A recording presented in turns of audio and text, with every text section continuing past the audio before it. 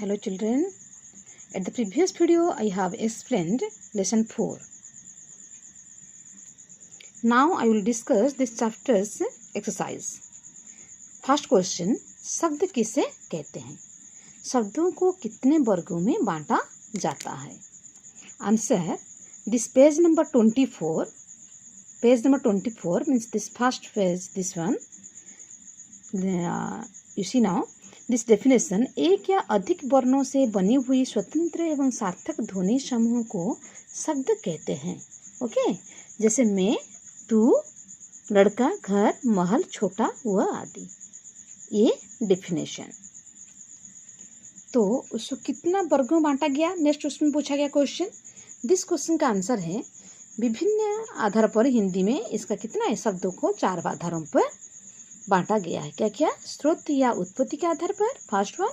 Second one, रचना या बनावट के आधार पर. देन थर्ड वन, प्रयोग के आधार पर. देन फोर्थ वन, अर्थ के आधार पर. Okay. Then next question number 2, उत्पत्ति के आधार पर शब्दों के कितने प्रकार होते हैं? शब्दों के कितने प्रकार के होते हैं? परिभाषा तथा उदाहरण लिखिए. This answer, this page number 25, this here having this questions answer. स्रोत या उत्पत्ति के आधार पर शब्दों का 5 भेद होते हैं. क्या क्या? तत्सम, तद्भव, देशज, विदेशज या विदेशी और क्या है? संकर. ये शब्द जितना शब्द है यहाँ पे जैसे लिखा गया है, तत्सम शब्द किसे कहते हैं? इसका जो शब्द संस्कृत भाषा से हिंदी में आकर ज्यों का त्यों प्रयुक्त होते हैं उसे तत्सम शब्द कहते हैं. जैसे गृह, कर्म, क्रिया, क्षेत्र, रात्रि आदि. ये हो गया. उसका पूछा है सबका परिभाषा लिखो, तो ऐसे लिखोगे. देन नेक्स्ट पूछा है तद्भव शब्द का ऐसे ही लिखोगे, यहाँ से लेके यहाँ तक लिखोगे. ओके. देन फिर पूछा है देशज शब्द भी ऐसे लिखोगे. देशज का अर्थ है देश में जन्म अथवा बोलचाल की भाषा से हिंदी में आए हैं, जो कि देशज कहलाते हैं. यहाँ तक हो गया. देन उसका एग्जाम्पल जो भी लोटा, थाली, रोटी, पगड़ी, इसको भी लिखोगे. हो गया. देन विदेशज या विदेशी शब्द है, जो कि विदेशज का शब्द का जो विदेशी भाषाओं से लिए गए हैं उसको बोलेंगे क्या है? विदेशी शब्द.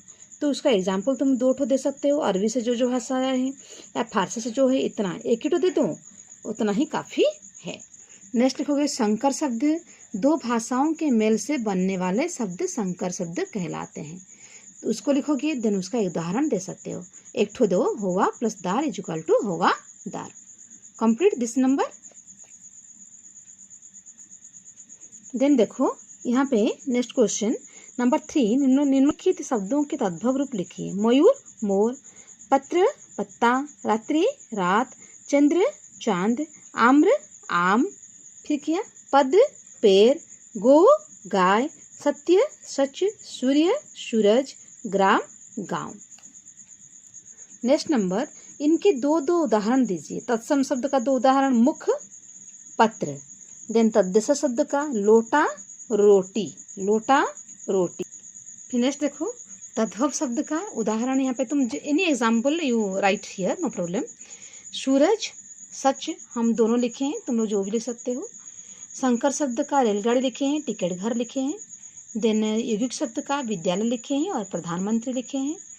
युगरूढ़ का पंकज एंड दशानन, हम ये लिखे हैं, तुम लोग जो भी एग्जाम्पल दे सकते हो. देन नेक्स्ट वन, निम्नलिखित सब वाक्यों में सही के सामने सही तथा गलत के सामने गलत का चिन्ह लगाओगे.